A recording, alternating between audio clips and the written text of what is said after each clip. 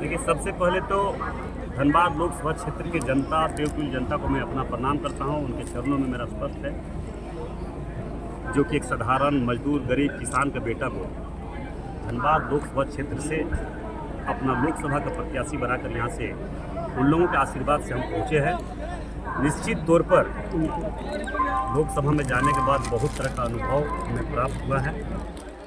इस प्राप्त के दौरान जो धनबाद में बहुत लंबे समय से इस क्षेत्र में समस्या बढ़ा हुआ है और बहुत लोगों के द्वारा एक आशा भरे निगाहों से अपना आशीर्वाद देकर हमें धनबाद लोकसभा क्षेत्र का एक जनप्रतिनिधि के रूप में, लोकसभा सदस्य के रूप में भेजा गया है।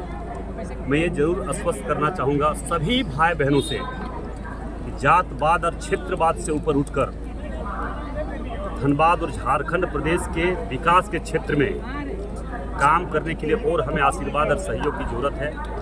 और मुझे पूरा विश्वास है कि झारखंड प्रदेश में आज अगर किसी भी प्रकार का अगर कमी है, अगर नहीं हो पाया है, तो सिर्फ और सिर्फ गलत मानसिकता के चलते, संघर्ष नहीं करने का क्षमता रहने के कारण। और आज आप देख रहे हैं कि जात पात के नाम पर राजनीति बहुत ज़्यादा उछलता जा रहा है।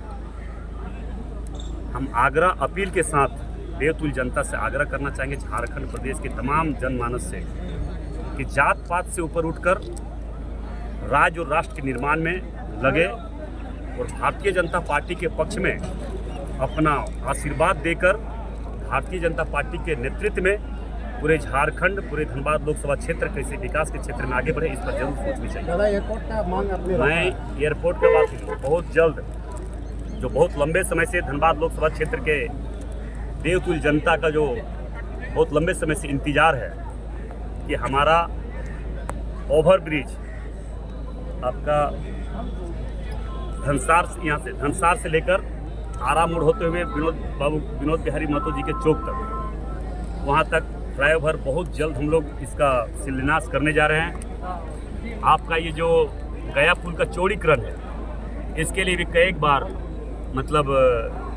टेंडर हो चुका, कोई डाला नहीं। उसके लिए भी हम लोगों ने प्रारूप तय कर लिए हैं। हम लोग संवेदक भाई से भी आग्रह किए हैं कि आप लोग काम कीजिए, किसी प्रकार का कोई परेशानी नहीं होगा।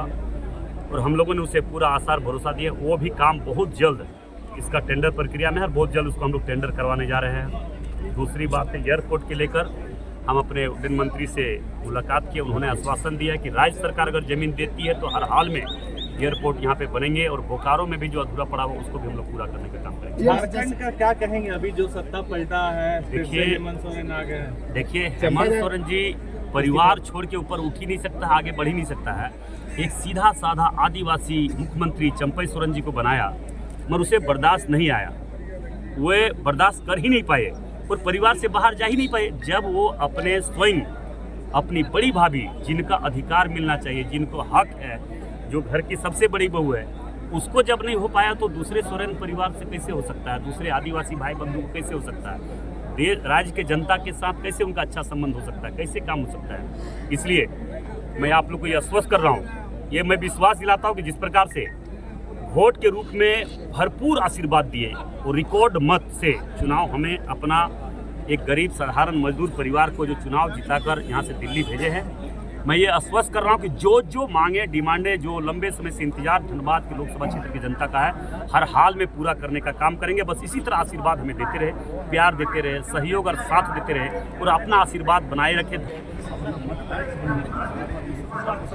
आज विश्व का सबसे बड़ी पार्टी भारतीय जनता पार्टी ही ऐसी पार्टी है जो जात पात और ऊपर उठकर समाज और राष्ट्र के लिए निर्माण के लिए आगे बढ़ रहे हैं। उसे सहयोग और साथ देना चाहिए। अभी हम लोकसभा में ये भी देखने को मिला है कि नया सदस्य होने के नाते कि जिस प्रकार से वहाँ पे आप देखें कि राहुल गांधी जी का किस तरह से प्रतिक्रिया हिंदुओं के प्रति रहा है कि हिंदू करने वाले अशांति फैलाने वाले लोग होते हैं।